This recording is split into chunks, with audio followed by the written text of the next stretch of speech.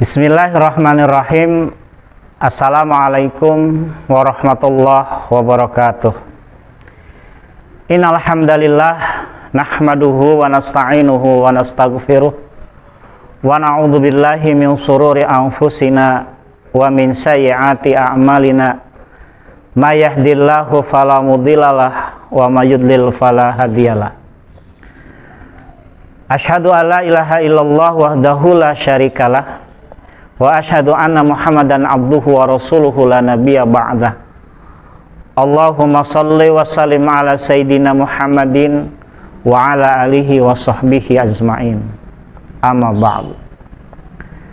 Pemirsa Salam TV rahimakumullah, puji dan syukur marilah senantiasa kita panjatkan kehadirat Allah Subhanahu wa taala. Salawat dan salam semoga senantiasa terlimpah curahkan kepada Nabiyana wa Habibana Muhammad sallallahu alaihi wasallam, kepada keluarga, para sahabat, tabi'in, itba'ut tabi'in, dan kepada seluruh orang-orang yang telah memperjuangkan Islam hingga Islam sampai ke negeri kita, Islam sampai ke kampung kita, Islam sampai ke keluarga kita, dan Islam masuk ke dalam diri kita semua. Alhamdulillah kita bertemu kembali dengan As-Salam TV channel di dalam rangka mengkaji tentang wawasan-wawasan keislaman. Mudah-mudahan apa yang kami sampaikan bisa menjadi sebuah wawasan yang melahirkan sebuah pemahaman, dan pemahaman tersebut bisa meningkat pada keyakinan yang kemudian akan teraplikasi dalam kehidupan kita sehari-hari. Pemirsa Salam TV rahimakumullah,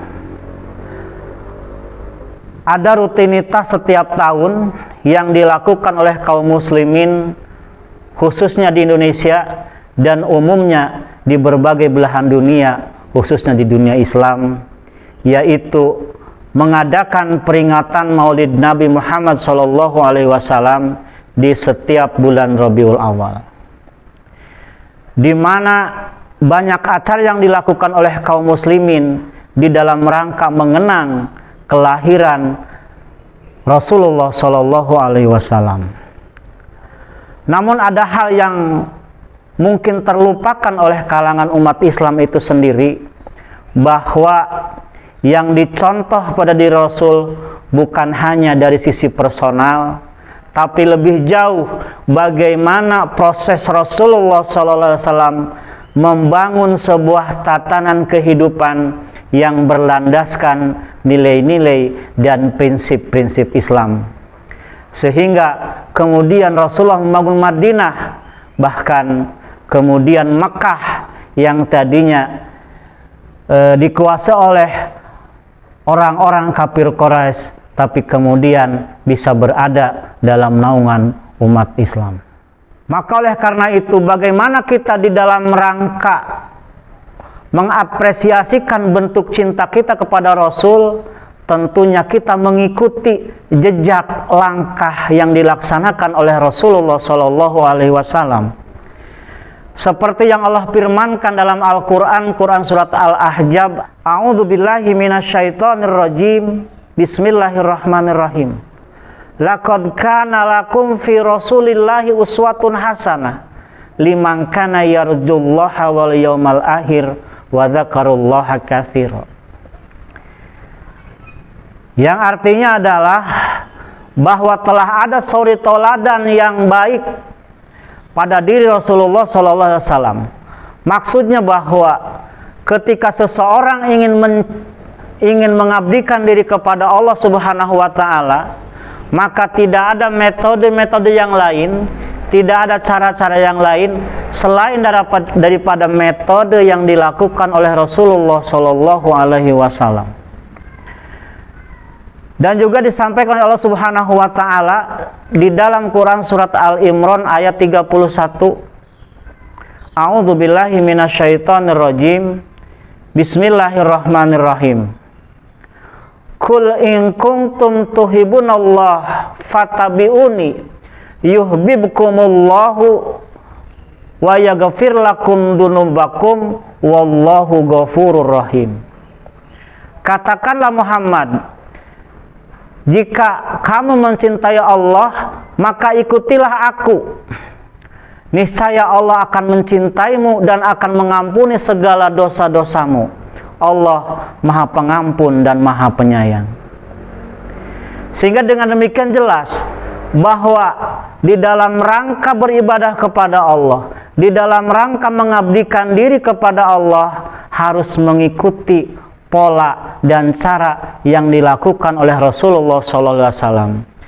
Sehingga misi, fungsi, dan tujuan daripada keberadaan Rasul bisa dilaksanakan dalam kehidupan sehari-hari, baik di masa Rasul ataupun di masa-masa setelah Rasulullah tidak ada. Apakah misi Rasul yang harus terlaksana dalam kehidupan manusia? Maka Allah terangkan di dalam Quran surat Al-Imran ayat 164. A'udzu billahi minasyaitonir rajim. Bismillahirrahmanirrahim. Laqad manallahu 'alal mu'minina idz ba'atsa fihim rasulan min anfusihim yatlu 'alaihim ayatihi wa yuzakkihim wa yu'allimuhumul kitaba wal hikmah wa in kanu min qablu lafi dhalalim mubin. Shadaqallahul azim. Bahwa intinya adalah ada 3 misi, ada 3 fungsi daripada diutusnya Rasulullah Shallallahu Alaihi Wasallam. Yang pertama adalah misi tilawah.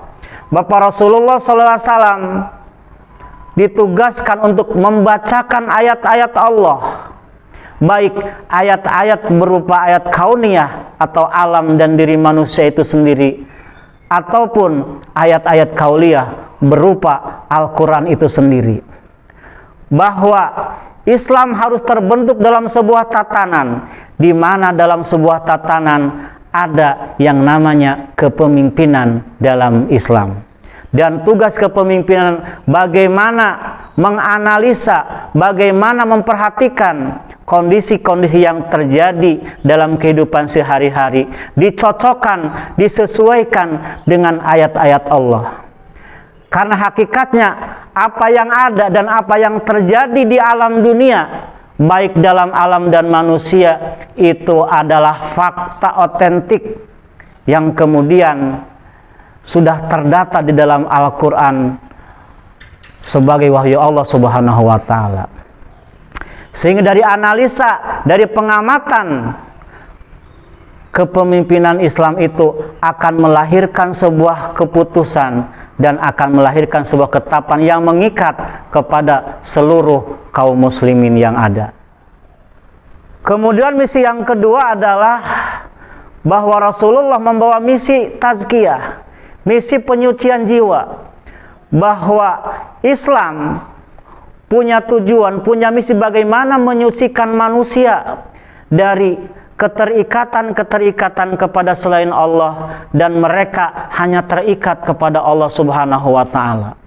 Bahwa tujuan kehidupan hakikatnya adalah di dalam rangka mengabdikan diri hanya kepada Allah Subhanahu wa Ta'ala. Tidak ada tujuan-tujuan yang lain, tidak ada misi-misi yang lain. Maka manusia disucikan secara jiwanya, atau kita sebut dengan tazkiyatu anfusiyah. Dan juga manusia disucikan secara ahwaliyahnya, tingkah lakunya, atau kita sebut dengan tazkiyatu ahwaliyah. Lalu kemudian manusia pun harus dibersihkan dari apa yang mereka miliki berupa harta materi yang ada dalam kehidupan dunia, yang disebut dengan tazkiyatu amwaliyah. Bahwa dalam harta yang dimiliki ada hak Allah yang harus kita keluarkan, baik dalam bentuk infak, zakat, sedekah, wakaf, dan yang lainnya. Kenapa harus ada yang demikian? Karena di situ ada peran Allah. Banyak orang-orang yang berperan di dalam rangka kita mendapatkan harta, untuk sampainya harta kepada kita. Misi yang selanjutnya adalah misi taklim, yaitu bahwa Islam harus mendidik, Islam harus mengajarkan kepada kaum muslimin tentang nilai-nilai ketauhidan, tentang nilai-nilai keimanan, bahwa kehidupan di dalam rangka beribadah kepada Allah Subhanahu wa taala. Sehingga semakin tinggi nilai pendidikan seseorang, harusnya semakin taat, semakin patuh kepada Allah Subhanahu wa taala. Sehingga manusia keluar wa in kanu min qablu lafi dhalalim mubin, keluar dari masa lalunya yang berada dalam dulumat, yang berada dalam kegelapan, di mana dalam kondisi gelapan manusia tidak mengetahui mana yang benar dan mana yang salah. Intinya bahwa Islam ketika menjadi sebuah tatanan kehidupan, maka umatnya akan menjadi umat yang senantiasa mengikuti jejak-jejak yang dibawa oleh Rasulullah Shallallahu Alaihi Wasallam, seperti yang termaktub dalam Quran surat Al-A'raf ayat 157. A'udzubillahi minasyaitonirrajim. Bismillahirrahmanirrahim. Alladzina yattabi'una ar-rasulan nabiyyal ummiyal ladzi yajidunahum maktuban indahum fit taurati wal injil ya'muruhum bil ma'ruf wa yanhahum 'anil munkar wa yuhillu lahumut thayyibat wa yuharrimu 'alaihimul khaba'ith wa yadha'u anhum israhum wal aglala lati kanat 'alaihim falladzina amanu bihi wa ajaruhu wa nasaruhu wa taba'u nurul ladzi unzila ma'ah. Dan orang-orang yang mengikuti Rasul yang ummi, yang namanya tercatat di dalam Taurat dan Injil, di mana Rasul tersebut memerintahkan agar manusia mengajak kepada sebuah kebaikan dan mengajak untuk meninggalkan keburukan. Mereka menghalalkan apa yang baik-baik dan mengharamkan apa yang buruk-buruk. Kemudian membebaskan manusia dari beban-beban dan belenggu-belenggu. Sehingga orang-orang yang mengikuti Rasul, orang-orang yang mengikuti Islam, wa ajaruhu, mereka akan menguatkan Islam itu sendiri, wa nasaruhu, akan menolong Islam, wa taba'u nurul ladzi unzila ma'ah, dan senantiasa mengikuti petunjuk-petunjuk yang diturunkan kepada Rasul. Bahwa intinya umat Islam akan menjadi umat yang senantiasa mengabdikan dirinya hanya kepada Allah Subhanahu wa taala. Pemirsa Assalam TV rahimakumullah, itulah karakter-karakter yang terbangun dalam diri setiap kaum muslimin yang akan senantiasa terlaksana, tidak hanya dalam rangka 1 tahun 1 kali, tapi akan senantiasa hidup dalam diri dan bisa terbangun dalam tatanan kehidupan manusia. Demikian yang bisa saya sampaikan. Mudah-mudahan ada hikmah dan manfaatnya, dan mohon maaf atas segala kekurangan. Wassalamualaikum warahmatullahi wabarakatuh.